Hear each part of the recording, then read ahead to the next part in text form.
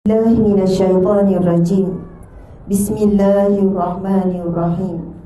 السلام عليكم ورحمة الله وبركاته.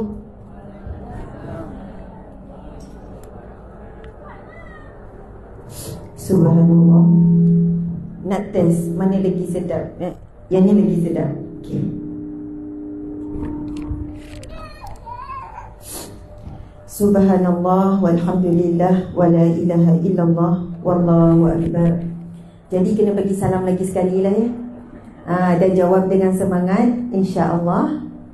Datang daripada jauh dan dekat ni, masing-masing kita menjawab doa yang saya lantunkan melalui salam dengan membalasnya daripada hati yang dalam, insya-Allah. Assalamualaikum warahmatullahi wabarakatuh.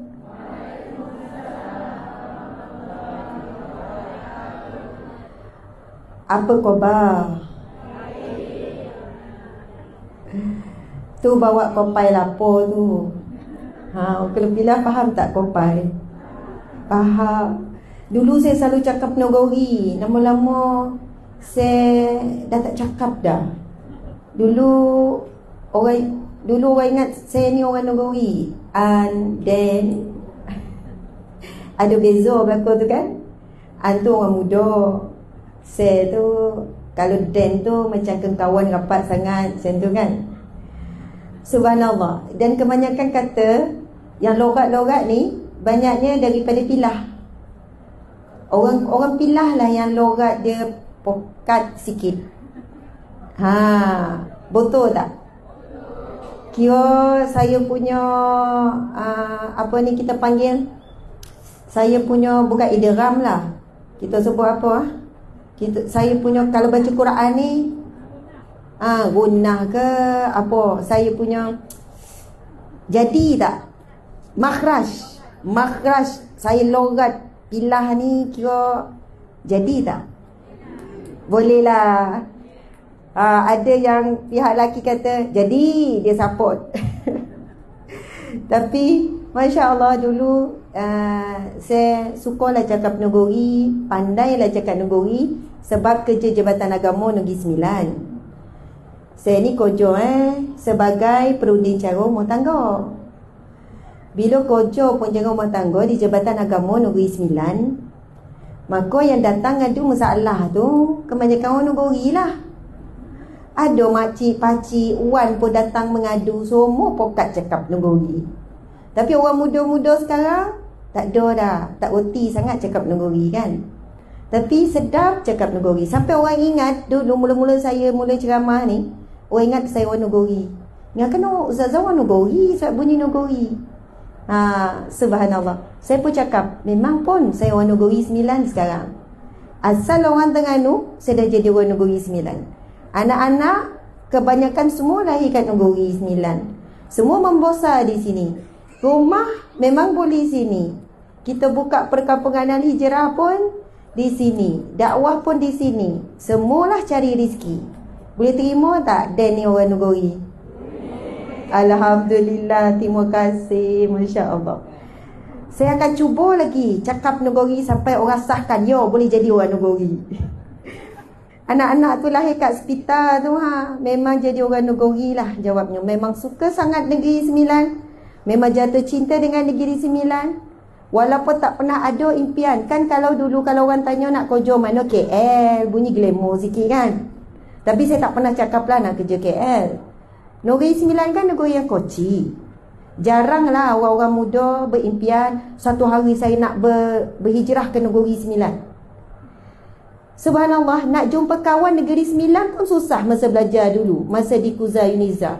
Sampai ke Mesir susah nak cari belajar kawan-kawan orang Nogori. Tapi bila Allah takdirkan kami ni berhijrah cari rezeki, menumpang di Negeri Sembilan, kami jatuh cinta. Suami saya orang Terengganu, saya orang Terengganu. Padahal saya berhenti kerja. Suami pun berhenti juga. Dua-dua boleh balik Terengganu kan. Dah dua-dua orang Terengganu. Tapi Cakap dekat rumah cakap apa, memang dah suka nak pergi Sembilan, memang tak nak balik. Tak ada plan pun esok Paincen nak balik Terengganu, tak ada. Harap orang Terengganu tak marah lah. Subhanallah. Alhamdulillah, Negeri Sembilan, Kuala Pilar dulu selalu datang ni, tapi tak sampailah ke kampung yang disebut-sebut daripada tadi ni, iaitu Kampung Jemapuh ni. Ni kali pertama lah. Maksudnya Alhamdulillah, Negeri Sembilan ada negeri yang aman, tenang, damai. Kalau jam tu polik lah. Polik, betul tak polik? Maksudnya jam tu sekejap ya, dengan penuh kehijauan, dengan pemimpin-pemimpin yang baik, yang berhati rakyat, berjiwa rakyat. Pokoknya saya bersyukur sangat Allah takdirkan kami berada di Negeri Sembilan. Terima kasih orang negeri, insya-Allah. Subhanallah, tuan-puan dimati Allah sekalian. Tadi tu saya keluar macam bela-bela, saya minta maaf lah ya dengan yang nyambut. Sebenarnya macam kurang sihat sikit. Kalau nampak muka tu macam sembab, mata pun sembab, adalah sebab tapi semangat dengar pengerusi majlis kita tu berpidato tadi tu. Bukan pengerusi majlis, kita tahu cikgu pun memang semangat, tapi pengerusi ataupun yang memberi ucapan tadi tu, luar biasa. Masya Allah. Nanti saya memang nak suruh tepuk bagi tepukan yang gemuruh kepada Tuan Zulkafli bin Tambi. Betul kan? Subhanallah. Pegang koteh tu kan, baca tu satu-satu. Kau salah sebut koteh? Betul. Mesti rasa pelik orang Terengganu boleh cakap kan. Bukan senang kalau bukan cinta. Kalau tak cinta, dan tak boleh nak cakap ni. Sebab orang Nogori pun ramai tak cakap Nogori. Punyalah hati ni cinta Negeri Sembilan ni sampai bolehlah lidah ni tak terplay out lah. Koteh, betul koteh Saya belajar beg ni kopai ni. Ramai orang Negeri tak tahu kopai ni. Kopai tu handbag tu lah, beg tu tapi beg yang kecil-kecil tu panggil kopai. Okey. Subhanallah, Tuan Haji Zulkafli bin Tambi dalam ucapannya menzahirkan terima kasih, penghargaan kepada mereka yang berusaha keras dalam majlis hari ini. Di kalangan EJK Masjid, di kalangan pihak pengurusan, kemudian kepada Cikgu Siti Marzidah binti Abdul Aziz. Nampak? Patutlah cakap pandai. Rupanya cikgu. Dah mahir dah bagi ucapan. Subhanallah, tepukan gemuruh kepada MC kita, cikgu kita terbaik, Masya Allah.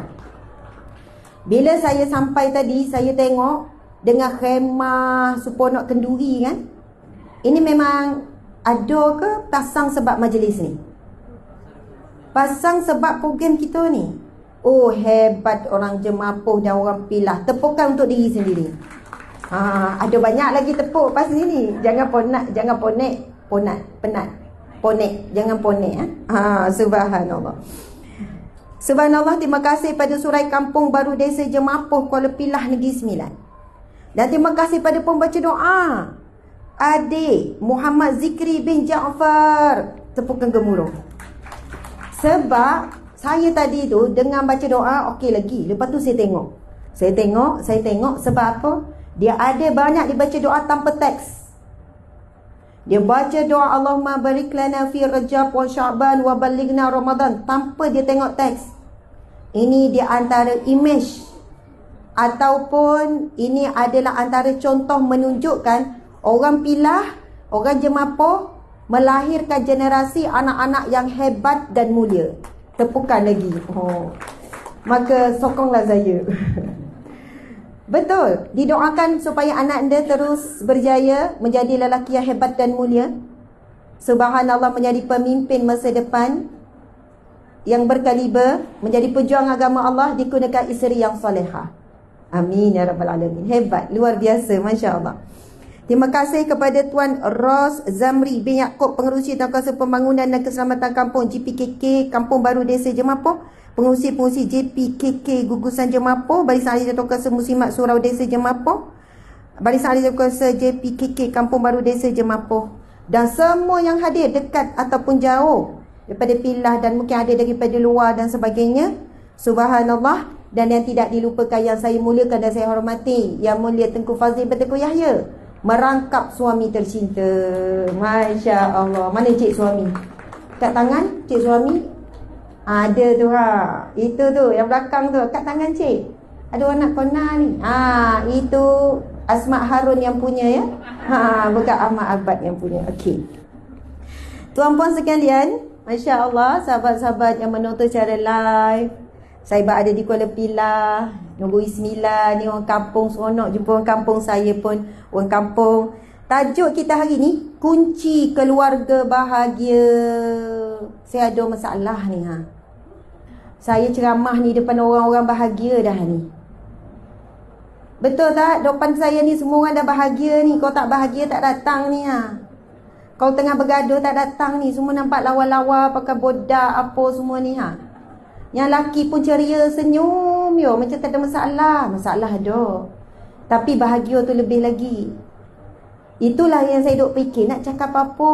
Saya ceramah ni depan orang kampung yang dah bahagia ni. Jadi saya tukar tajuk lah. Bukan, ubah sikit lagi lah. Saya sebut keluarga bahagia mengikut Nabi. Bukan ubah apa lah. Saya fikir-fikir, saya akan bercerita demi cerita demi cerita. Kalau dapat 10-20 cerita pun jadilah. Cerita kisah Nabi dalam rumah tangga. Kisah bagaimana Nabi ni bahagia dalam rumah tangga.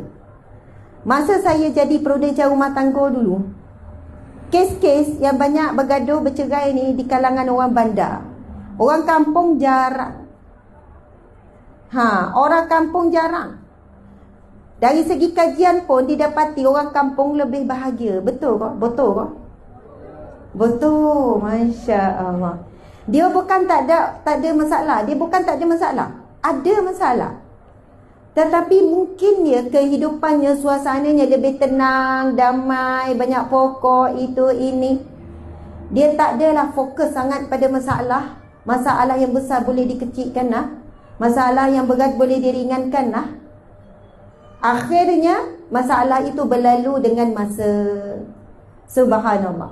Boleh jadi faktor-faktor makanan, faktor kesihatan, faktor budaya, faktor suasana, yang mana ramai lagi orang-orang tua kat kampung, ataupun faktor keberkatan, ataupun faktor kesyukuran. Orang kampung ni hidup dengan apa yang ada, kan? Syukurlah dengan suami dia ni Dah dapat macam ni macam mana, timoilah Takkan nak tukar suami pula. Contohlah, bersyukur dengan apa yang ada itu adalah akhlak ataupun sifat yang sangat mulia, iaitu sifat qanaah. Bersyukur dengan apa yang ada. Boleh jadi inilah sifat utama orang kampung.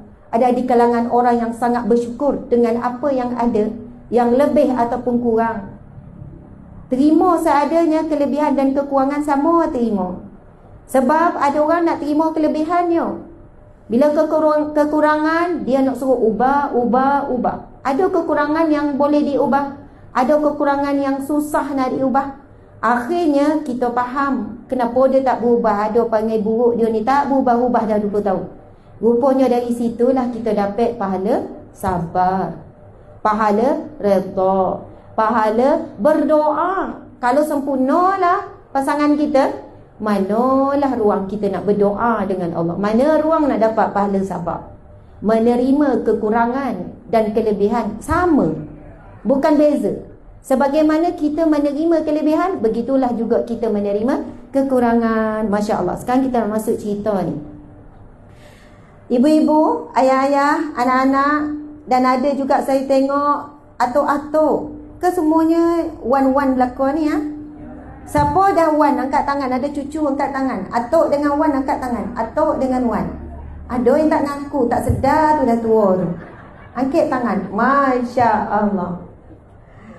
Kebanyakan dah ada cucu ni. Ada kau siapa dah ada cicit?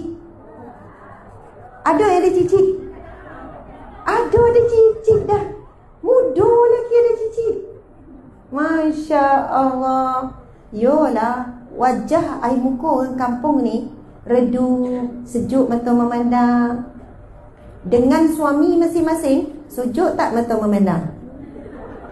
Balik ni tanya, bang, saya ni sejuk tak mata memandang? Tanya ikhlas hati. Okey, kita tanyalah orang lelaki wakil suami ni. Tengok isteri sejuk ke panas?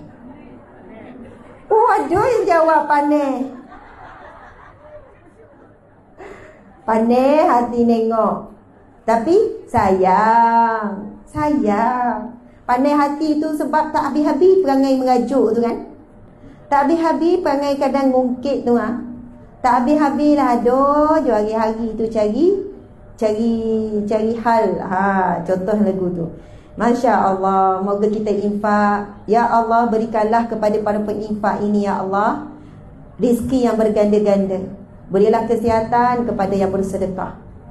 Jadikanlah keturunannya zuriat yang soleh dan solehah, ya Allah. Ya Allah, bukakanlah pintu hati para hadirin yang hadir untuk bersedekah sebanyak-banyaknya dengan duit RM50, RM100, ya Allah. Amin ya rabbal alamin. Subhanallah. Okey, tuan-puan muslimin muslimat mati Allah sekalian. Jadi, kita akan pergi kepada sebanyak mungkin kisah Rasulullah sallallahu alaihi wasallam dalam rumah tangga. Kisah yang pertama, saya bacakan hadisnya. An Aisyah qalat. Saya baca, tuan-puan ikut. Boleh ya? Ibu-ibu, ayah-ayah ikut supaya ambil berkat membaca hadis Nabi. Bismillahirrahmanirrahim. Kuat, semangat. Keluarkan suara kejut laki bangun tidur. Lembut ke? Korek. Lembut ke korek? Orang Kuala Pilah katanya lembut-lembut. Orang Jemaah pun lagi lembut. Betul?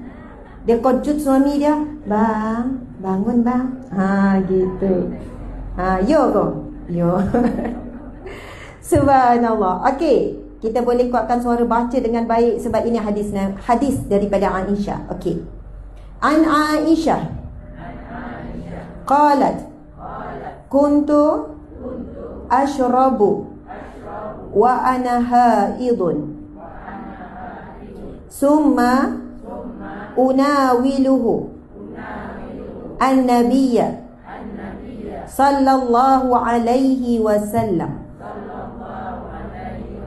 fayad'u fahu ala mawdi'i fiyya fayashrabu wa ata'arraku al-arqa wa ana haidun summa unawiluhu an-nabiyya sallallahu alaihi wasallam fayad'u fahu ala mawdi'i fihi. Sadaqa Rasulullah sallallahu alaihi wasallam. Hadis sahih riwayat Muslim. Okey, kita dengar sama-sama. Aisyah menceritakan, pernah aku minum air dan pada ketika itu aku haid. Kemudian aku berikan bekas minuman itu kepada Nabi. Lantas baginda meletakkan mulutnya di tempat mulutku tadi lalu minum. Pernah juga aku makan daging dan pada ketika itu aku haid. Kemudian aku berikannya kepada Nabi. Lantas baginda meletakkan mulutnya di tempat mulutku. Masya Allah, romantik Nabi ni. Balik ni pakcik-pakcik kono buat. Isteri minum air. Lepas tu sengaja tanya. Tadi minum kek mana tadi? Kek sini Kita pun pusing. Letak tempat yang sama. Saya nak minum tempat yang sama awak minum. Oi, pernah buat tak? Atau terbalik, mana minum tadi? Kita pun pusing. Kalau straw tu kena ada dua. Kalau satu tu terbalikkan. Subhanallah, botol-botol. Aisyah cerita, Nabi bila ada Aisyah makan daging, Nabi sengaja akan gigit di tempat Aisyah gigit. Kalau kita lah berkongsi burger tu, memang kalau gigit sebelah sini, kita pusinglah makan sebelah sini. Ini bukan cerita Nabi ya. Kita orang perempuan kena contohi Nabi. Tetapi kalau kita tengok Sebenarnya Nabi dengan isteri boleh sampai tahap ni sebab masing-masing memang menjaga kebersihan mulut, kebersihan gigi, wangi sentiasa bersih. Sebab itu antara yang ditanya kepada Aisyah, apa yang Rasul buat sebaik masuk dalam rumah? Aisyah menjawab, Rasulullah akan bersugi.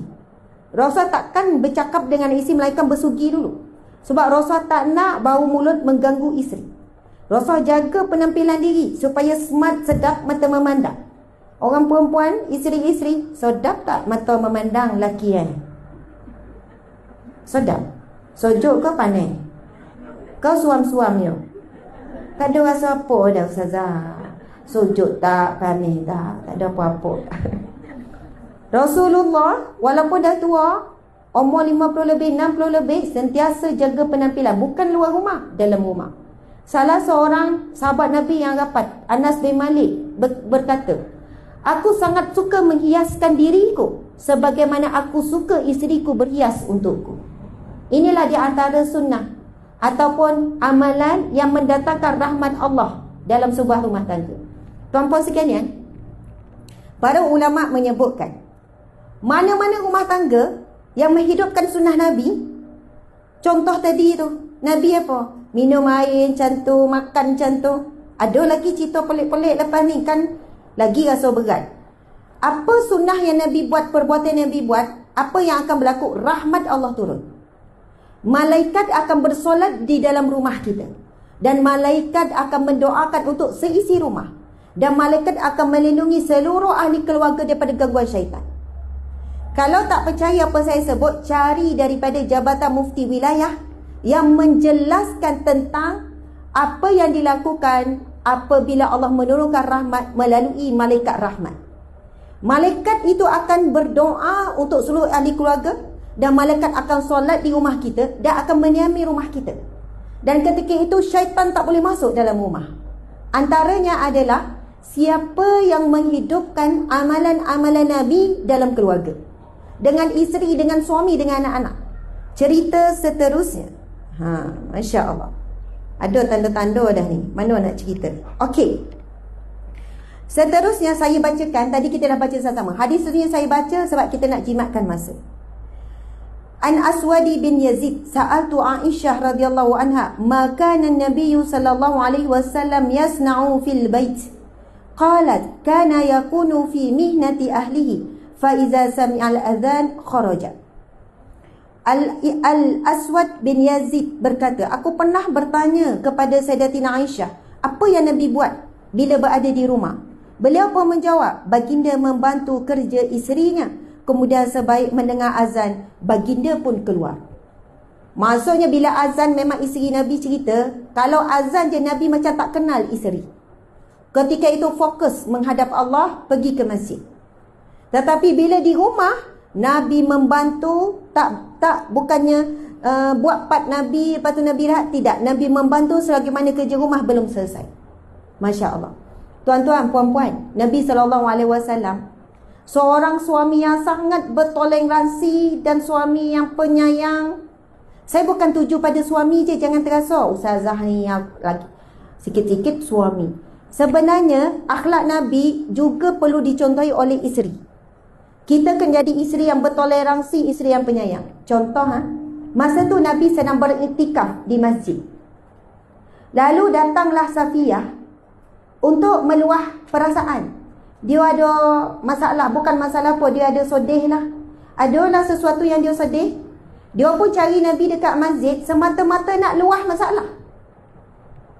Dan Nabi melayani Safiyah dan mendengar sampai selesai Safiyah meluah. Kemudian Nabi buat apa? Nabi temankan Safiyah, hantar sampai ke rumah. Kemudian Nabi patah balik ke masjid untuk sambung iktikaf. Tak adalah Nabi cakap, dah selesai balik lah, dan nak iktikaf pula, nak sambung ni. Ataupun tak adalah tengok isteri manggil-manggil nak luar masalah. Dan tengah iktikaf ni, nantilah tunggu balik. Tak. Nabi beri masa, Nabi dengar sampai habis. Kemudian Nabi beri pandangan, Nabi sejukkan hati isteri Nabi, dan Nabi hantar pulang ke rumah, dan Nabi sambung balik untuk iktikaf. Subhanallah. Apa maksudnya? Nabi pendengar yang baik. Adakah kita isteri pendengar yang baik? Kita asyik dah cakap, suami dia tak ada nak cerita-cerita. Senyap yo kalau kat rumah. Kalau dengan kawan tu tak berhenti bercakap. Sejam 2 jam. Boleh jadi kita bukan pendengar yang baik. Suami baru nak bercerita, kita silent. Kita pun ada cerita juga. Suami baru nak kongsi masalah, kita ada 10 masalah. Lama-lama suami pun tak rasa minat nak bercerita dengan kita. Samalah juga suami. Ramai yang lelaki, dia buat-buat dengar yo. Habis tu apa pendapat awak? Pendapat apa? Dah awak dengar tak cerita saya? Dengar. Dah apa pendapat? Tak ada pendapat. Terpulanglah adik kau. Maksudnya kadang-kadang tu buat-buat dengar. Kita tahulah kalau orang buat-buat dengar, betul tak? Nabi kalau dia dengar, Nabi dengar sungguh-sungguh. Sebab itu di penghujung Nabi akan beri cadangan. Nabi akan beri kata-kata yang boleh menyejukkan, yang sesuai dengan cerita. Bukan tiba-tiba pandangan lain terus daripada cerita. Buat-buat dengar. Satu ketika, subhanallah, boleh jadi siapa ni yang hadir ni? Subhanallah, YB kita yang berhormat Puan Nur Zunita, kan? Yang berhormat, ya, betul, Masya Allah, Puan Siri Hajah Bibi Syaliza binti Haji Muhammad Khalid, ahli undangan negeri Dun Juasih. Terima kasih YB. Kita faham dengan kesutukan masa, kesibukan, komitmen begitu banyak. Saya sangat tabik YB ni, lagi YB perempuan. Tabik suaminya, tabik anak-anaknya. Ini adalah satu posisi yang sangat berat. Kita nampak seronok jadi YB, tapi 80% kehidupannya adalah untuk rakyat. Kadang dah plan dah dengan anak, dengan suami, tiba datanglah masalah, aduan daripada rakyat. Kena dahulukan. Betul tak YB? Kadang rakyat datang mengadu, dia ingat dia seorang, padahal dia orang yang ke-20 dah hari itu. Contohlah, sebab saya ada pengalaman, atuk saya pun pernah jadi YB dan Exco Negeri Terengganu. Saya tengok kehidupan atuk saya tengok kehidupan sekian-sekian. Lepas tu saya cakap, saya tak nak jadi orang politik macam tu lah. Maksud saya, dan saya dengar pula cerita mak saya macam mana kehidupan dengan tak ada masa dengan anak-anak, apa semua dengan perjuangan. Jadi kita doakan pemimpin-pemimpin kita. Saya bukan sebab nak memuji-muji YB, subhanallah, tetapi kita kena faham, memang kena ada pemimpin dalam masyarakat. Sebenarnya politik itu bukan kotor, politik itu indah, dan politik itu ada dalam syariat. Jadi kita kena sokong dan kita kena bantu pemimpin-pemimpin masyarakat, kerana mereka nak melaksanakan tugas. Kalau tak ada kerjasama, tak ada sokongan, mereka takkan boleh melaksanakan apa yang dirancang. Jadi subhanallah, kalau pada zaman Rasulullah datang je pemimpin masyarakat, Rasul sangat muliakan. Bahkan Rasul pernah hamparkan kain serban, sebab mereka ini orang yang banyak berjuang dan berkorban. Jadi subhanallah, terima kasih YB. Tuan-puan dimati Allah sekalian, saya cerita tadi tu pasal bagaimana Safiah meluah masalah tadi tu kan. Nabi dengar. Kemudian ada cerita lain, Safiah juga, dia nak naik unta ataupun naik kuda. Apa yang Nabi buat? Nabi letakkan lututnya, Nabi tadah dengan lutut, supaya isteri Nabi boleh pijak atas lutut, kemudian naik atas kenderaan. Sedangkan sebenarnya isteri Nabi boleh je naik tanpa lutut Nabi. Sebab binatang-binatang tunggangan ni, dia ada dah tempat kita nak pijak, nak naik tu. Tetapi tidak, Rasulullah sediakan lututnya untuk dipijak oleh isteri. Sampai macam tu lah. Pernah tengok tak orang putih, Mak Saleh, bila orang rumah dia, isteri dia nak masuk kereta, dia bukakan pintu. Biasa tengok tak cerita-cerita Mak Saleh, dia buka pintu kan, isteri nak masuk kereta. Orang Jemapuh besok buat kan? Oh, besok buat besok. Maksudnya suami ni bekerja lah, jangan buka, dan yang buka. Sila masuk, tutup perlahan. Macam tu. Oh, hebat orang Jemapuh ni. Kalau tak biasa buat, kena buat. Ini sunnah Nabi. Nabi memudahkan. Nabi angkat lapik lutut Nabi yang mulia untuk dipijak dengan kaki. Bayangkan sampai tahap tu Nabi buat. Ini kekasih Allah, pemimpin nombor 1 kota Madinah, khalifah, pemerintah yang paling unggul, orang yang paling mulia, meletakkan dan mencontohkan di hadapan para sahabat bagaimana melayani seorang isteri. Dan sekali-sekala kita buatlah kat suami. Bang, tunggu bang. Anak kerja kan? Tunggu. Kita pun, silakan bang. Selamat pergi kerja cari rezeki. Saya doakan awak pergi dan pulang dengan selamat. Allah buka pintu rezeki.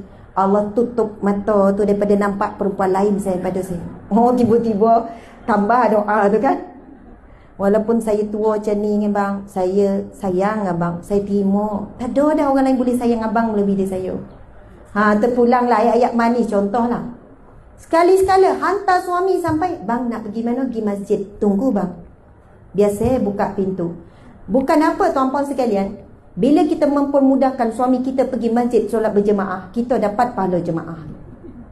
Nabi SAW bersabda, barang siapa yang menyiapkan keperluan seseorang untuk berperang di jalan Allah, pergi perang, Nabi kata dia juga sebenarnya turut berperang. Hadis itu disandarkan juga dalam situasi yang lain. Kalau kita dapat pergi, kita pergi.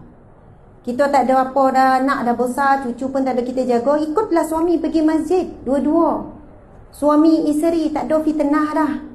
Kan masuk pintu yang berbeza, umur masing-masing 60, 70, afdal lah pergi suami isteri jemaah daripada isi semayang seorang ke rumah. Tapi kalaulah jaga cucu, ada urusan tak dapat, tapi memudahkan suami pun, maka kita juga dapat pahala jemaah. Subhanallah. Seterusnya, hadis yang seterusnya menceritakan tentang suasana rumah tangga Nabi SAW. An Aisyah annaha qalat, kana an-nabiy sallallahu alaihi wasallam yastaku fayu'tini siwak li'aghsilahu fa'abda'u bihi fa'astaku summa aghsiluhu wa adfa'uhu ilaih. Masya Allah. Okey, ready tak ni? Nampak lagi tak saya ni? Nampak? Kok berada di alam lain dah kot ni? Panas tak? Tak panas Berpuluh tak? Ada berpuluh tapi tak panas. Apa? Ada kipas. Orang yang tengok live ni pehek pula. Faham ke tak ni kan? Cakap Nogori. Saya dekat Kuala Pilah ni. Dah lama dia dah cakap Nogori. Memang suka. Kalau ceramah kat Seremban, belum tentu dapat cakap Nogori. Sebab orang sana pun jarang cakap. Logat ni orang Pilah Okey, subhanallah. Apa maksud? Dengarkan maksud hadis Nabi ni. Sayyidatina Aisyah berkata, Nabi Allah apabila hendak bersiwak, hendak bergigi, baginda akan berikan kayu siwak kepadaku dahulu untuk aku bersihkan.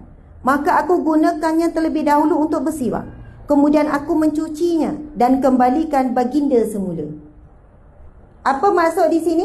Rasulullah berkongsi berus gigi dengan isteri. Bahkan Nabi nak bersiwak, Nabi suruh Aisyah bersiwak dulu. Aisyah pun guna kayu siwak tu, bersihkan gigi, lepas tu dibersihkan, kemudian diberi pada Nabi, baru Nabi bersiwak. Nabi nak bergigi, Nabi minta Aisyah guna dulu. Besok tak buat? Tak, goli Zazah. Kalau tahu dia guna, tak guna dah begitu, beli yang baru Zazah. Nak cakap, kita ni ada seorang Nabi yang memberi contoh yang jauh lebih romantik daripada yang kita tengok orang romantik hari ni. Mak Saleh kau siapa kau nampak romantik, sampai kita tak mampu nak buat lah. Nabi berkongsi berus gigi. Kalau tak mampu buat, tak apalah, jangan paksa kan muntah-muntah lepas berus gigi. Tapi kalau boleh buat, mampu buat, besok buat, maksudnya kita pernahlah ikut sunnah Nabi. Sekali seumur hidup je Ustazah. Itu pun terbayang-bayang lagi, teringat-ingat lagi, tersalah masa tu. Subhanallah, Nabi berkongsi berus gigi. Nabi sengaja meminta isteri gunakan dulu. Bukan Nabi guna dulu, Nabi bagi kat isteri. Isteri memang bergebutlah nak guna kayu siwak yang dimulakan oleh Nabi, nak ambil berkat. Tapi tidak, Nabi suruh isteri dulu, barulah Nabi guna. Masya Allah. Okey, tuan-puan sekalian, seterusnya iaitu bab menyikat. Ini senang sikitlah. Ini senang sikit. Antara sunnah Nabi, Nabi minta isteri sikat rambut. Dan Nabi juga menyikat rambut pasangan. Saya nak tanya orang perempuan kat sini, orang jemaah apa? Besok tak sikat rambut suami? Oh, ada yang jawab rambut dah habis dah. Dah botak dah, ustazah baru dengar ceramah ni. Tak apalah, gosok-gosok ialah kepala botak tu. Doa lah supaya keluar baliklah rambut. Seorang dua pun tak apalah nak sikat. Kita macam golak kan. Saya pun rasa kelakar jugalah. Tapi hakikatnya itulah yang Nabi buat. Kita lambat tahu, kita kurang belajar tentang Nabi. Masya Allah. Apa yang diceritakan ini disebut dalam hadis sahih riwayat Bukhari. Saya baca kitab ni, saya baca buku ni. Bukan reko-reko ni, ustazah ni mana cerita dia dapat ni. Saya bacakan matan hadis ini. Ataupun maksud hadis itu saya baca. Subhanallah. Urwah menjawab. Urwah bercerita. Aisyah pernah memberitahu bahawa dulu beliau menyikat rambut Nabi sedangkan dia di dalam haid. Ketika Rasulullah berada di bahagian tepi masjid, baginda hulurkan kepalanya kepada Aisyah yang berada di dalam biliknya. Lalu beliau menyikat rambut baginda meskipun dia sedang haid. Cerita ibunda kita Sayyidah Aisyah dalam rumah. Kita tahu rumah Sayyidah Aisyah dengan Rasulullah memang sebelah masjid. Jadi Sayyidah Aisyah uzur dalam haid, jadi tak masuk masjid. Apa yang Nabi buat? Nabi hulur kot tingkap tu untuk disikat. Kita janganlah yang lalu kot tingkap juga. Dah kenapa ni sikat? Suasananya Nabi sedang dalam masjid. Nabi sedang boleh jadi ibadah kot, intikaf kot. Saya nak tanya, Nabi boleh tak nak sikat sendiri? Boleh, tak ada masalah. Tetapi Nabi sengaja minta disikat, bermanja dengan isteri. Oh, itu belum cerita yang isteri Nabi kalau haid Nabi buat apa. Nabi minta isteri tu baring kepala atas riba. Lalu Nabi membacakan ayatul Quran supaya isteri ni tak boleh baca Quran masa haid, boleh dengar baca Quran. Orang jemaah biasa buat tak tu? Oh, semua biasa berlaku. Bisa bona orang jemaah ni. Belum terlambat, masih hidup lagi kan suami yang masih hidup lagi, isteri masih hidup lagi, suami bolehlah buat. Walaupun macam buang tebian. Macam boleh bona ustazah nak tidur terhibur. Tak boleh dibuat ni. Tapi belum terlambat, mana tahu kita boleh buat bila dengar ceramah ni. Pergi bermanja letak kepala atas riba. Itu yang isteri dan itu yang Nabi buat pada isteri. Masya Allah. Jadi balik ni, sikat rambut suami. Saya nak cerita pasal sikat rambut ni kan. Adalah seorang lelaki ni, seorang ayah ni, dia cerita macam ni.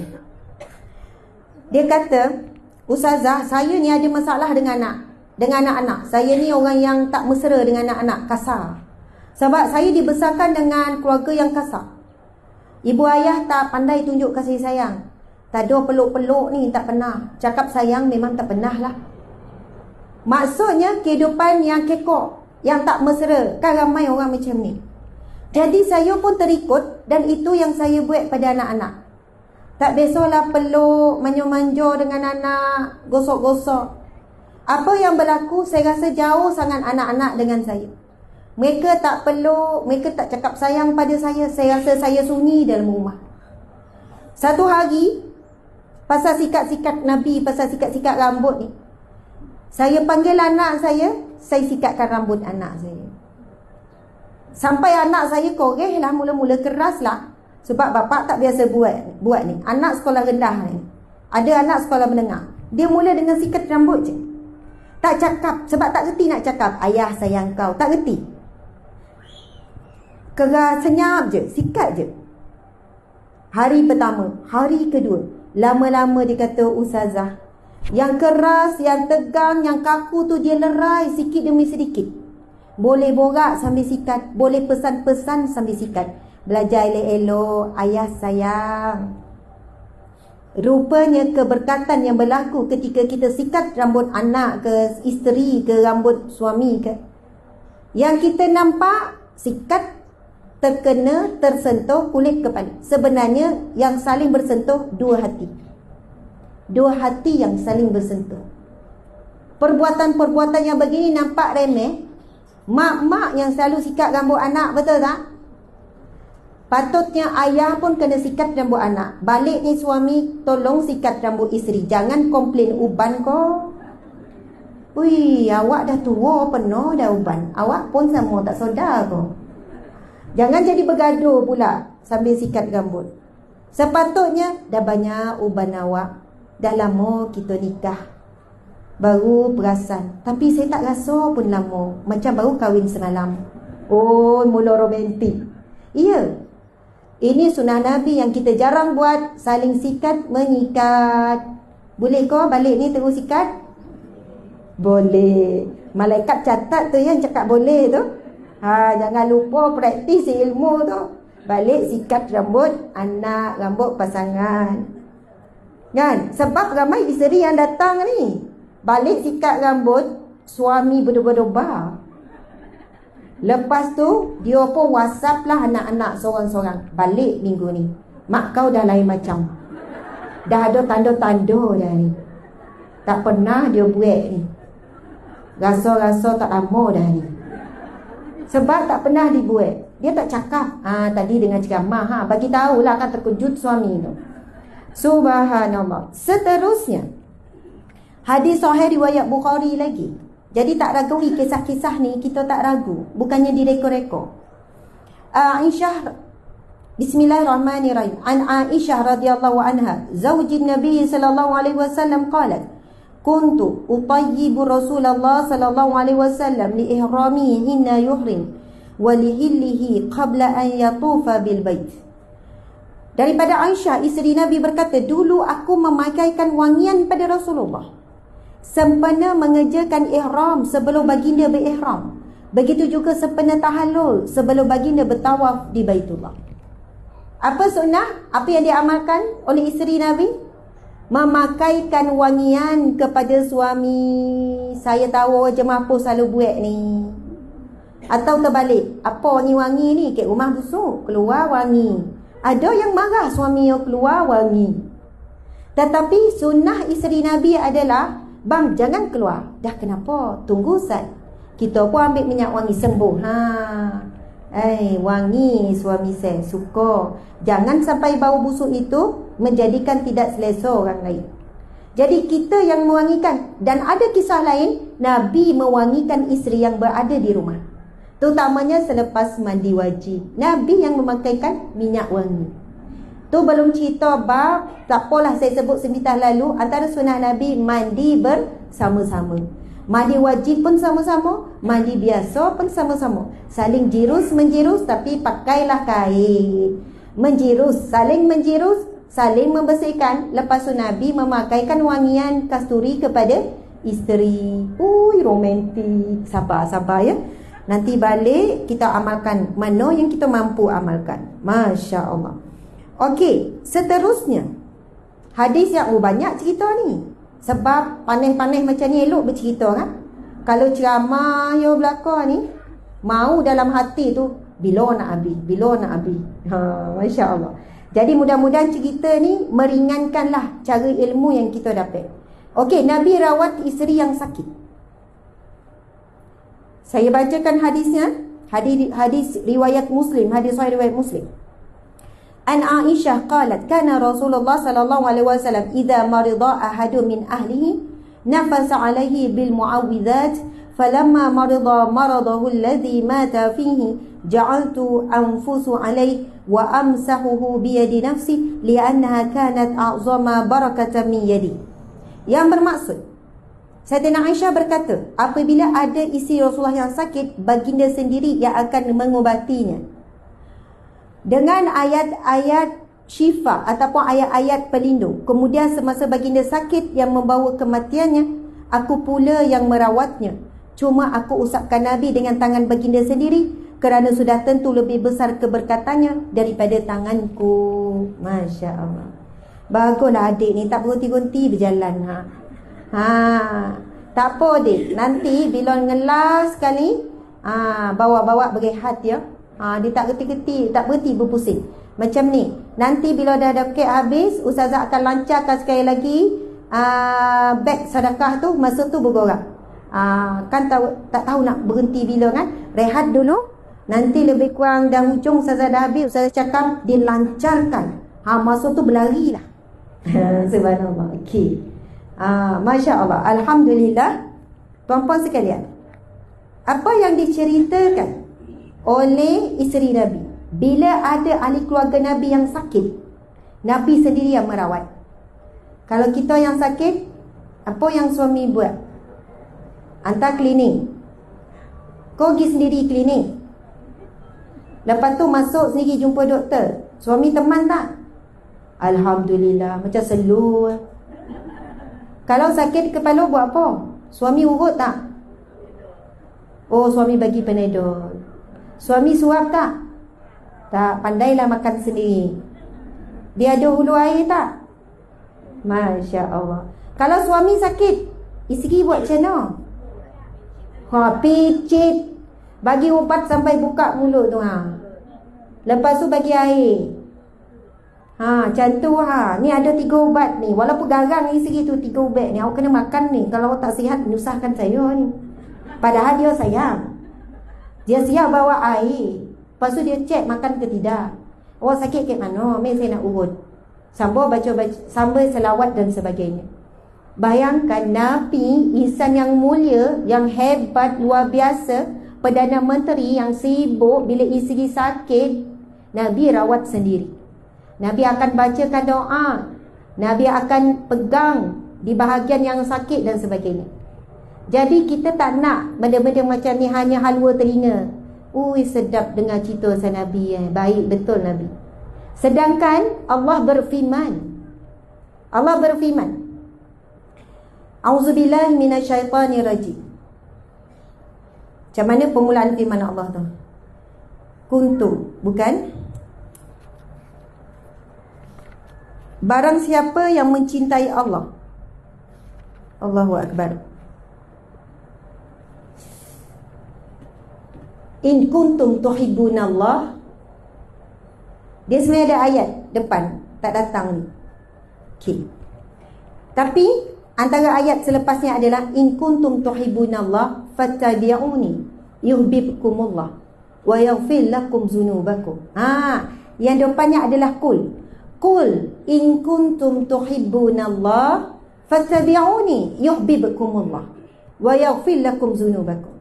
Allah berfirman, qul, katakanlah wahai Muhammad. Wahai Muhammad, katakan kepada umatmu apa yang Allah perintahkan supaya Nabi kata, Nabi cakap kepada kita umatnya.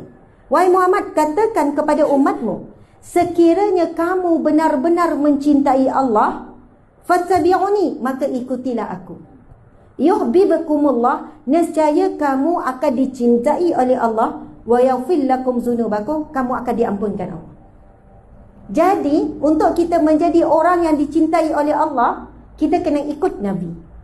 Ikut Nabi dalam semua perkara. Ajaran, perintah, larangan, dalam pentadbiran, dalam perniagaan, dalam cari rezeki. Dan ikut Nabi dalam kehidupan berumah tangga. Masya Allah. Kita pun termenung mikir, kita selama ni jadi suami yang baik tak? Kita selama ni jadi isteri yang baik tak? Rupanya Nabi dah tunjuk dah semua contoh. Kalau isi sakit macam ni, kalau isi sekian-sekian macam ni, kalau suami sekian-sekian, kena patut buat macam ni, macam ni. Subhanallah. Tuan-puan sekalian, apa kelebihan jadi orang yang dicintai Allah? Nabi SAW bersabda, ini hadis yang sahih, Apabila Allah mencintai seseorang hamba, Allah akan memanggil malaikat Jibril lalu berkata, "Wahai Jibril, sesungguhnya aku mencintai si fulan ini. Maka cintailah dia, wahai Jibril." Lalu malaikat Jibril pula berkata di hadapan seluruh para malaikat di langit. Lalu malaikat Jibril berkata, "Wahai sekalian para malaikat, sesungguhnya Allah mencintai si fulan ini. Maka cintailah si fulan ini." Maka Nabi kata, seluruh penduduk langit di kalangan malaikat mencintai insan tersebut. Nak sebutnya, hebat sangat kalau kita menjadi orang yang dicintai oleh Allah. Macam mana nak dicintai oleh Allah? Firman Allah tadi, "Qul in kuntum tuhibbunallaha fattabi'uni yuhibbukumullah." Katakanlah wahai Muhammad kepada umatmu, sekiranya engkau mencintai Allah, maka ikutilah aku, nescaya Allah akan mencintaimu dan Allah akan ampunkan dosa-dosa. Sebab itu kita tak boleh ambil remeh. Kita dengar cerita, lepas tu tak buat. Kalau boleh banyak beberapa yang kita kongsikan ni, pilihlah satu dua yang kita boleh amalkan. Datang rahmat Allah sebab kita buat sunnah Nabi sallallahu alaihi wasallam. Masya Allah. Jangan duk tanya pula, bila nak sakit lah. Awak tak sakit ke? Kenapa bang minta saya sakit? Saya nak amal sunnah Nabi ni Sepanjang nikah 30 tahun, saya nengok je kalau awak sakit. Habis-habis saya beri ubat. Habis-habis saya pergi klinik, tu pun awak jalan sendiri jumpa doktor. Saya tunggu dalam kereta. Subhanallah. Kita kena buat dan kita boleh buat yang lebih baik daripada itu. Masya Allah. Cerita seterusnya, Nabi suka ajak isteri sembang. Orang jam apa? Suami suka sembang tak? Ui, bagusnya, Masya Allah. Gelak Tuan Haji. Tuan Haji, isteri suka sembang tak? Terlebih suka kan orang perempuan. Kadang tak reti nak layan kan. Lepas habis cerita. Lepas cerita. Kalau dia balik kampung lagi banyak cerita. Kalau lepas dia keluar lagi banyak cerita. Kadang dia boleh cerita daripada awal pagi sampai apa yang dia buat sampai petang. Dia nak cerita berlaku. Dan ini memang berlaku kepada isteri-isteri Nabi. Saya bacakan hadis sahih riwayat Bukhari daripada Abu Salamah daripada Aisyah bahawa biasanya apabila Nabi selesai solat 2 rakaat, jika aku sudah terjaga, baginda akan bersembang denganku. Jika belum, baginda akan berbaring. Kemudian ada hadis yang kedua riwayat Bukhari juga. Apabila Nabi selesai solat malam, jika aku sudah terjaga, baginda akan mengajak aku berbual-bual. Dan jika tidak, baginda akan berbaring sehingga dilaungkan azan untuk solat subuh.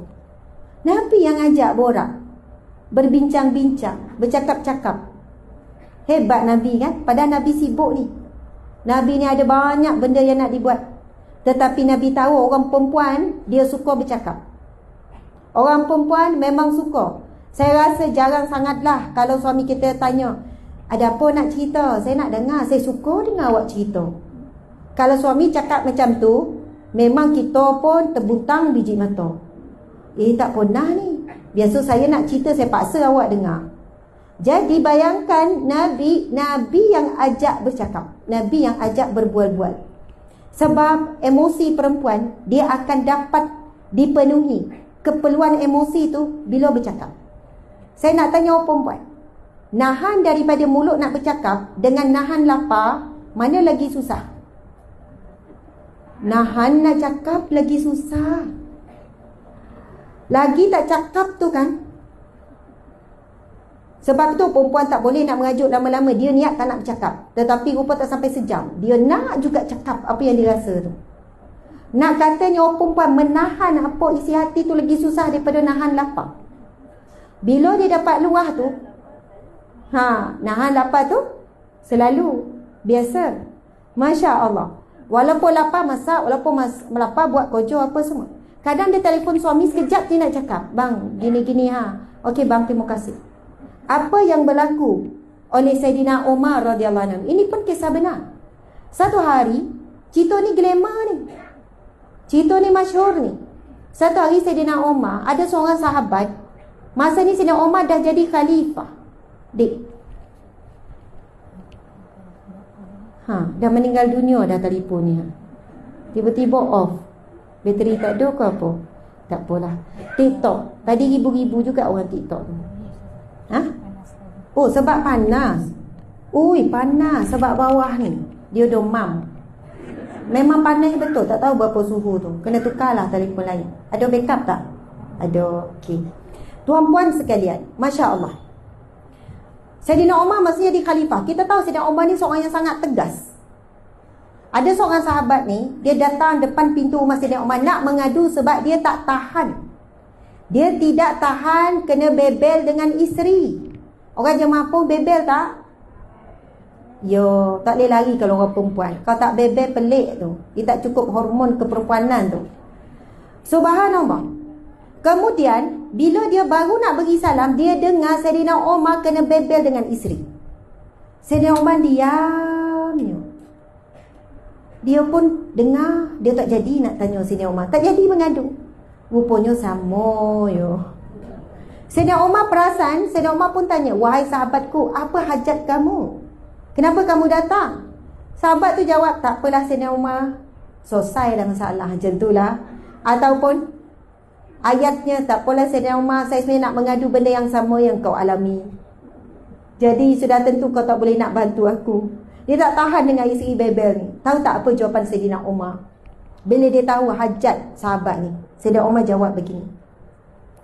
Wahai sahabatku, sesungguhnya isteri kita telah memenuhi keperluan kita, telah menjaga makan minum kita, telah mendidik anak kita. Maka mereka ada hak ke atas kita. Ui, saya fikir jawapan Sayyidina Umar ni sangat hebat. Sayyidina Umar jawab, mereka isteri ada hak ke atas kita.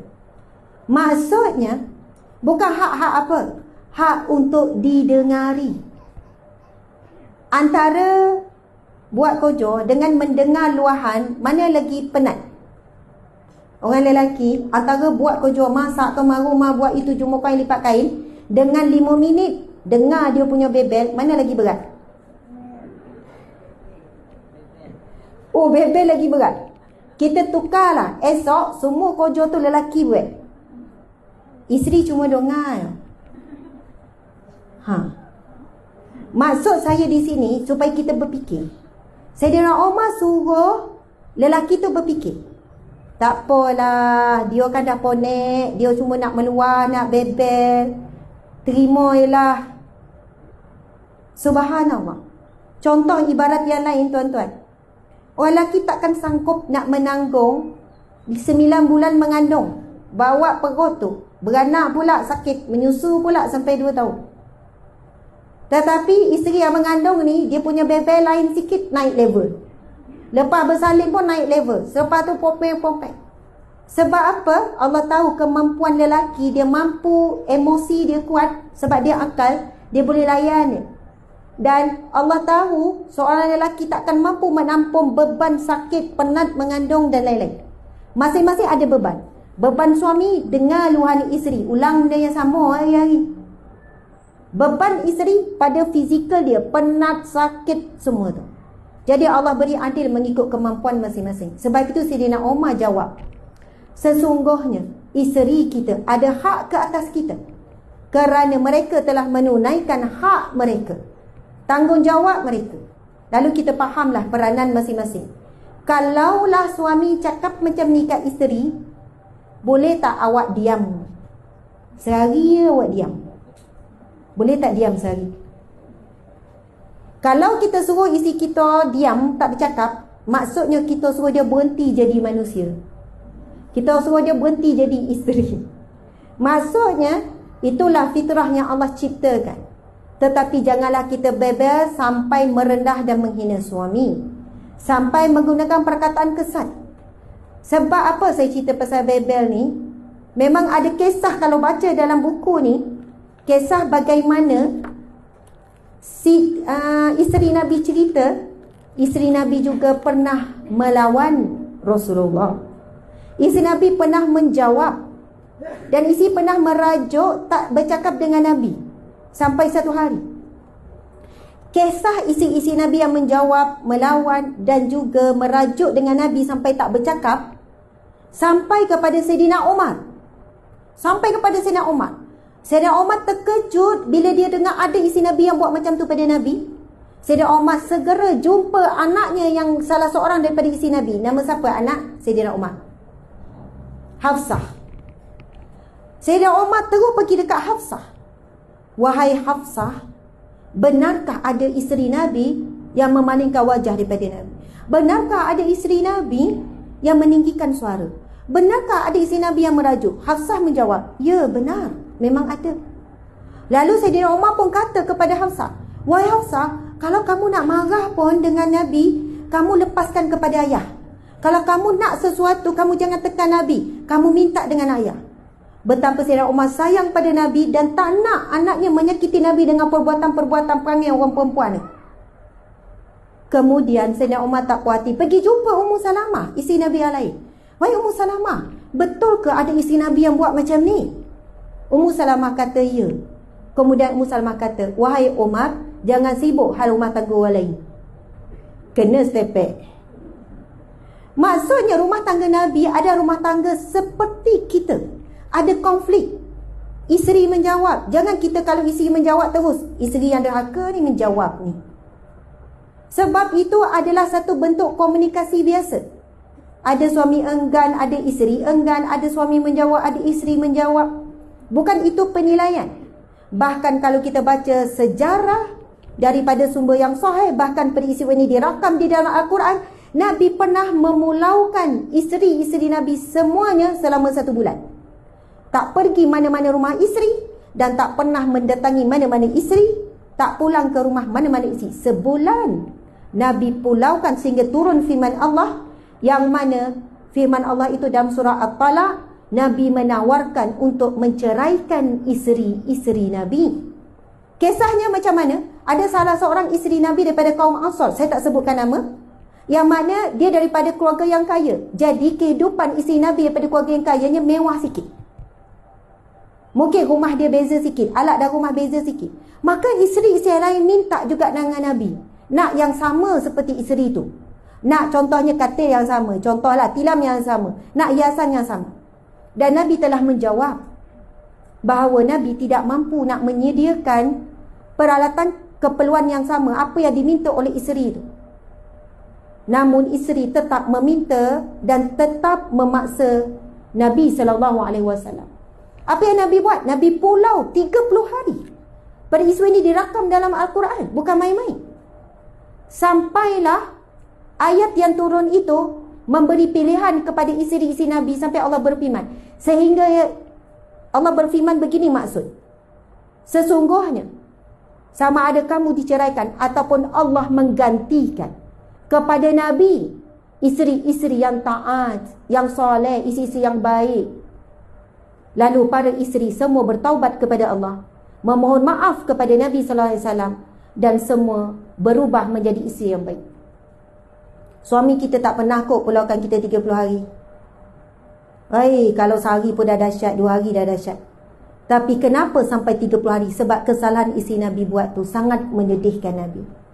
Nak bagi tahu Nabi kita menghadapi konflik rumah tangga sama macam para lelaki yang berada di sini yang melihat secara live dan sebagainya.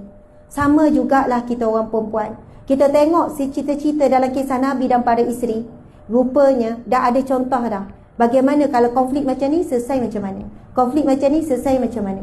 Kalau kita fikir-fikir, kenapa isteri Nabi buat macam tu kat Nabi? Tak bersyukur ke jadi isteri Nabi? Isteri lelaki paling mulia kekasih Allah. Kenapalah dia orang, kalaulah aku jadi isteri Nabi, tiba-tiba. Maksudnya kita bayangkan.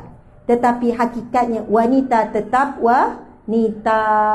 Allah ciptakan fitrahnya begitu. Meminta-minta, kurang syukur. Di situlah peranan lelaki untuk sabar dan mendidik isteri. Masya Allah. Okey, kalau ikutkan ni, dah habis dah ya. Dah makin panas dah nampak tu. Tapi ada juga yang lolap tu kan, panas-panas pun. Ponek. Subhanallah. Encik Amirul, apa khabar? Orang rumah ada? Oh, Masya Allah. Ini ahli umrah kita hari tu ni. Lelaki istimewa kan? Subhanallah. Dalam keadaan dirinya tu, ada anak 2 orang, bernikah, rezeki Allah beri. Masya Allah. OKU yang sama-sama umrah hari tu bersama kami. Okey, sekarang pukul berapa? 11.25. Patutnya habis? Oh, patut habis pukul 2. Oi, siapa gigih nak sampai pukul 2 tu, silakan. Dan nak balik. Patut habis pukul 11 suku. Oh, sepatutnya kita start pukul 10 lebih tadi. Oh, patut 10 suku. Dah lebih dah ni. Jadi 5 minit kesimpulan boleh? 5 minit kesimpulan. Masya Allah. Tuan-puan, muslimin, muslimat mati Allah sekalian, ada cerita sikit lagi ni yang menarik. Dan 5 minit harap-harap boleh buat. Nabi beriadah dengan isteri. Ui, sedap duduk kat kampung. Beriadah tak suami isteri? Apa yang Nabi buat dengan isteri? Aisyah menceritakan, beliau pernah bersama Nabi dalam satu perjalanan. Lalu beliau berkata, iaitu Aisyah berkata, aku berlumba lari dengan Nabi dan berjaya mengalahkan baginda. Kemudian setelah badanku semakin berisi, aku berlumba lari sekali lagi dengan Nabi. Kali ini baginda pula mengalahkanku. Nabi bersabda, yang hari ini untuk hari itu. Boleh tak balik ni lumba lari? Boleh sakit lutut. Nabi masa lumba lari ni umur Nabi berapa? Umur Nabi dalam 60. Bukan umur Nabi muda. Sebab Nabi nikah dengan Aisyah umur 63. Ketika Rasulullah wafat, umur Aisyah 19 tahun. Dan Rasulullah banyak cerita-cerita romantik ni di Madinah. Masa umur Nabi 58, 60, 61, 62. Kalau kita kata dah tua, bukan tabiat. Tapi Nabi buat walaupun Nabi dah tua. Mula-mula Nabi berlawan lagi dengan Aisyah, Aisyah menang. Lepas tu kali kedua, Nabi menang, Aisyah kalah. Masa tu Aisyah cerita, badan sudah berisi. Lalu Nabi pun buat lawak, kemenangan hari ni tebus yang kalah dulu. Nabi ingat lagi dulu Nabi kalah berlumba lagi dengan isteri. Masya Allah. Antara riadah Nabi lagi, tuan-tuan sekalian, okey. Antara akhlak Nabi, Nabi biarkan Aisyah meneruskan hobinya. Ini menarik. Orang perempuan, orang kampung, hobi apa? Apa hobi? Tak ada hobi. Hobi nengok muka suami. Belek bunga. Yo, belek bunga, belek pokok nanam. Hobi kan? Suami support tak? Alhamdulillah. Terbaik suami-suami lelaki di Jemaah. Jadi kalau orang tanya di manakah letaknya lelaki-lelaki yang terbaik di dunia, Jemaah jawapannya. Insya-Allah. Saya pun suka pokok. Suami saya kalau nampak saya stres-stres, dia tahu, jom nak pergi mana? Pergi kedai pokok. Terus saya siap-siap. Ya ke? Ya ke? Saya pun suka pokok. Subhanallah. Maksudnya suami yang faham hobi isteri. Sebab bila kita dengan hobi ni, rumah memang macam tak ada ruang dan tak ada pokok. Dah penuh macam taman. Kalau orang datang macam taman, macam hutan pun ada. Sebab bila kita ada potong-potong tu leka kan? Potong yang dah dah kering-kering tu, kita usik-usik pokok, bercakap dengan dia. Sebab kita dapat pahala besar tu. Sebab apa? Kita telah menyumbang oksigen pada muka bumi ni. Dan pokok tu berzikir. Itu firman Allah. Oh, okey, boleh ya? Oh, nak ambil mic dengan saya ni. Ustazah dah. Gitu. Sabar. Ada 5 minit. Masya Allah. Sebab apa saya cerita ni? Nabi biarkan Aisyah meneruskan hobi. Apa ceritanya? Daripada Abu Salamah bin Abdul Rahman daripada Aisyah menceritakan bahawa Rasulullah pulang daripada perang Tabuk atau Khaybar. Maksudnya Rasulullah baru balik. Ketika itu bilik Aisyah ditutup dengan kain langsir. Tiba-tiba ada angin bertiup lalu tersingkap langsir tersebut sehingga ternampak anak-anak patung mainan Aisyah. Alah comelnya. Isteri duduk main anak patung. Aisyah ketika bernikah dengan Rasulullah umur berapa? Hadis yang sahih, umur Aisyah ketika bernikah dengan Nabi umur 6 tahun atau 7 tahun. Itu paling sahih. Tetapi Aisyah bercerita, ketika aku menikah Rasulullah umurku 6 tahun. Hadis yang kedua kata umurku 7 tahun. Namun aku bersama dengan Nabi dalam sebagai suami isteri ketika umurku 9 tahun. Dan ketika umur 9 tahun ke atas tu Aisyah masih lagi kanak-kanak, masih bermain dengan kawan-kawan, main patung, anak patung. Jadi kita dengar cerita ni. Lantas baginda bertanya, apa ini wahai Aisyah? Nabi balik daripada perang Khaybar ni. Nabi tengok ada anak patung ni. Aisyah tak sempat sorok. Nabi tanya, apa ni wahai Aisyah? Kemudian Aisyah menjawab, anak-anak patung saya. Kemudian Nabi terlihat dalam kalangan anak patung tersebut ada sebuah patung kuda bersayap dua. Maka Nabi bertanya, apa pula yang saya nampak kat tengah-tengah tu? Aisyah menjawab, anak patung kuda. Nabi bertanya lagi, apa pula di badannya itu? Aisyah menjawab, dua sayap. Nabi membalas lagi, kuda ada sayap? Kuda ada sayap? Nabi tanya. Aisyah pun menjawab, awak tidak pernah dengarkah yang Nabi Sulaiman ada kuda bersayap? Oh, perempuan kan? Handal menjawab. Kemudian Aisyah berkata, lantas baginda ketawa sehingga aku dapat tengok gigi-gigi gerahamnya. Masya Allah, hebatnya Nabi. Kalau kita tengok anak ataupun cucu kita main-mainan, kita kan kadang tu menyapa berbasi-basi je. Duk main ko, ya dia main. Eloklah main. Tapi tidak, Nabi duduk, Nabi siap, tanya satu-satu. Tu apa? Oh, kuda. Apa yang ada pada kuda tu? Ada sayap. Memang kuda ada sayap ko. Ibaratnya Nabi beri perhatian. Nabi duduk sama. Dan Nabi membiarkan. Nabi membiarkan apa? Membiarkan Aisyah dengan mainan. Bukan Nabi kata, dahlah main-main ni. Dahlah isteri Nabi. Contohlah, duk main-mainan lagi, malu orang tengok. Tak. Nabi biarkan. Bahkan ada cerita lain, ketika Nabi balik, tiba-tiba kawan Aisyah yang sedang main sama-sama patung ni menyorok belakang kain, belakang langsir. Nabi perasan. Nabi pun cakap macam ni, keluarlah, tak payah nyorok. Keluarlah main dengan Aisyah ni. Keluarlah kawan-kawan Aisyah yang akan sebaya ni, main sama-sama. Nak kata Nabi sangat support. Dan Aisyah pernah cerita, satu hari aku tengok permainan, hiburan sampaikan berjam-jam. Dan Nabi tetap teman di sebelah. Tadi Nabi kata, boleh masuk ni, balik rumah lah. Ni tak, Nabi melayani hobi. Subhanallah, hebatnya Nabi Muhammad sallallahu alaihi wasallam. Kita faham berkaitan dengan anak patung ni, hukumnya harus boleh buat mainan. Ia tidak termasuk kategori malaikat tak masuk apa semua. Sekiranya anak patung itu adalah permainan kanak-kanak yang belum baligh dan tidak dijadikan perhiasan ataupun sembahan, ataupun patung itu bukan dijadikan untuk dimuliakan. Rumah kami pun ada banyaklah teddy bear ke apa ke, sebab ada anak yang kecil tu umur 4 tahun dengan 6 tahun. Jadi diorang memang mainan tu lah.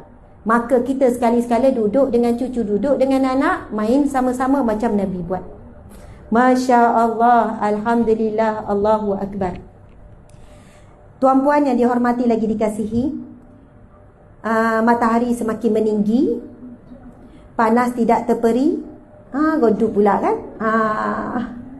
Kita pula ternanti-nanti bilalah ustazah nak menamatkan bercakap.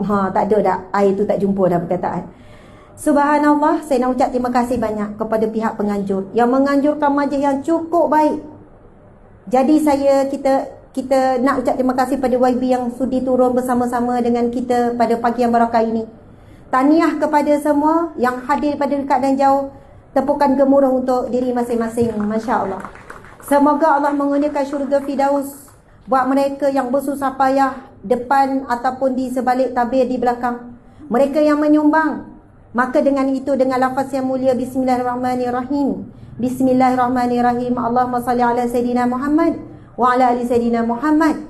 Dilancarkan tabung infak, tabung derma untuk program-program sebegini diteruskan di bawah surau yang kita sayang. Okey, Dek, dah boleh berjalan dah. Dia tak sabar dia tadi nak berpusing tu. Boleh bergerak. Tadi dah bagi kan? Apa salahnya bagi lagi. Tadi bagi RM1, kali ni RM5. Tadi bagi RM5, kali ni bagi RM10. Sebab yang kekal abadi yang kita bagi itulah. Yang ada dengan kita sebaik mati, semuanya ahli waris akan dapat. Tapi yang kita beri lah yang kita akan nikmati di alam barzah. Semoga ya Allah kepada yang bersedekah, kurniakanlah ya Allah syurga Firdaus buat seluruh keluarga ya Allah. Kurniakanlah zuriat keturunan yang saleh dan salihah ya Allah. Ya Allah, berilah sihat tubuh badan bagi yang bersedekah ya Allah. Dek, kamu bagi beg tu biar berjalan sendiri. Sebab kan kamu kan susah nak jalan tu kan. Biar beg tu berjalan sendiri. Dia ada kaki tu. Boleh kan? Sebab kalau tongah tu kan susah. Bagus orang kampung didik anak-anak. Macam tu. Biar diedarkan. Gitu. Subhanallah, terima kasih yang menonton lebih kurang 3,000 yang hadir. Saya ni bercakap Nogori ni sebab duduk kat Kuala Pilah. Kampung macam kampung sendiri. Mohon maaf salah dan silap. Tentu adalah perkara-perkara yang mungkin tidak menyenangkan telinga mendengar, hati yang merasa. Saya mohon maaf. Semoga Allah kumpulkan seluruh keluarga kita, ya Allah. Allahumma ja'alna min ahli jannatil firdaus bighairi hisab wa ghairi azab. Ya Allah, kumpulkanlah kami semuanya, seluruh ahli keluarga kami, ibu ayah, pasangan, anak-anak, zat keturunan, sanak saudara, sahabat-sahabat, jiran-jiran seluruhnya, ya Allah, di syurga firdaus tanpa dihisab dan tanpa diazab, ya Allah. Wa sallallahu ala sayyidina Muhammad wa ala alihi wasallam walhamdulillahi rabbil alamin. Sekian, wabila taufiq wal hidayah. Assalamualaikum warahmatullahi wabarakatuh. Subhanallah. Masya Allah, segar semua kan, dah bagi salam. Tuan-puan muslimin muslimat, ada sikit di belakang tu, sana tu jualan.